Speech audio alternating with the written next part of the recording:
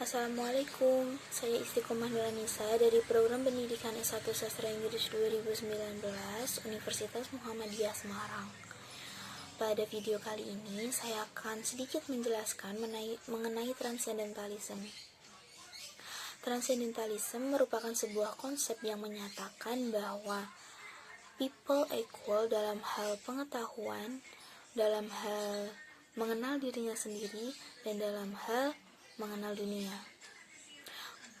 Dunia dalam konsep transcendentalism ini merupakan sesuatu yang dirasa melebihi dari apa yang panca indera kita rasakan, yang bersifat supernatural.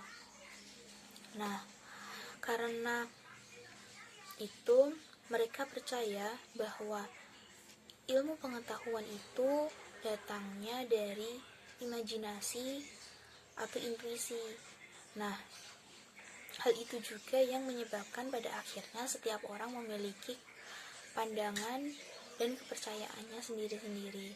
Maka dari itu, mereka harus saling bertoleransi untuk tidak memaksakan apa yang mereka percayai agar dipercayai oleh orang lain juga.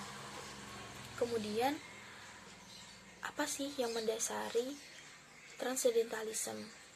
Transcendentalism merupakan hasil dari selebrasi atas self-reliance yang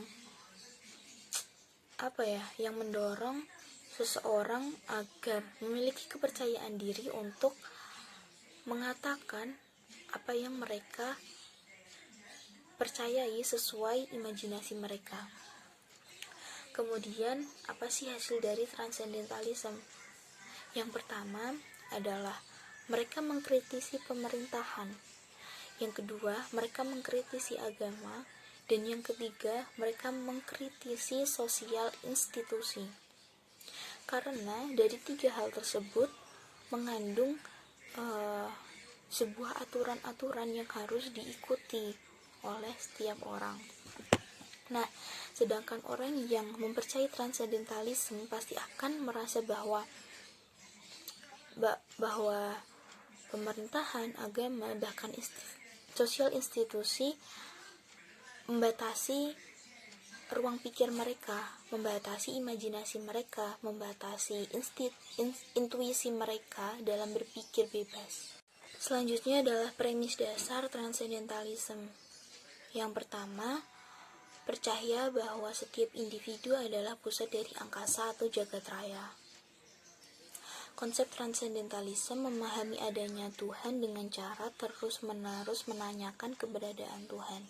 Jadi semakin sering mereka menanyakan atau semakin jauh mereka bertanya, semakin sering mereka akan semakin dekat dengan Tuhan. Kemudian yang kedua adalah struktur jagat raya berasal dari setiap individu, bukan dari buku-buku, bukan dari kitab-kitab, melainkan dari diri mereka sendiri melalui intuisi atau imajinasi mereka sendiri. Hal tersebut seperti yang sudah Aristoteles katakan, know yourself. Kemudian yang ketiga adalah menerima konsep neoplatonik. Konsepnya sama seperti mempercayai Tuhan. Untuk mempercayai Tuhan, untuk mengetahui Tuhan, maka kita harus mempercayainya terlebih dahulu. Kemudian, orang-orang transcendentalism mempercayai bahwa mereka didoktrin atas kepentingan sebuah pihak. Nah, selanjutnya terdapat perspektif dalam konsep transcendentalism. Yang pertama adalah mengenai materialism. Mereka menganggap materialism adalah sesuatu yang buruk karena mereka menjadikan uang itu sebagai each of reason, seperti pada contohnya seperti ini.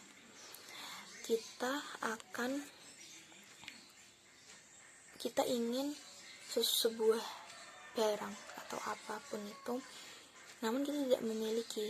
Nah, pada akhirnya kita harus meminjam. Sedangkan konsep transcendentalism ini memiliki pemikiran bahwa yang bagus adalah sebuah ketenangan. Jadi adanya utang seperti itu tidak menjadikan hidup tenang. Pasti mereka akan kepikiran dengan utang tersebut. Nah, selanjutnya adalah teknologi. Menurut transcendentalism, teknologi juga memiliki pengaruh yang buruk. Sebab di mana ada pembangunan, di situ ada perubahan alam. Dan transcendentalism itu mempercayai bahwa hutan adalah rumahnya Tuhan. Maka dari itu mereka tidak suka jika hutan dirusak, bahkan dihilangkan. Sekian dari saya. Mohon maaf bila masih banyak yang salah. Terima kasih. Wassalamualaikum warahmatullahi wabarakatuh.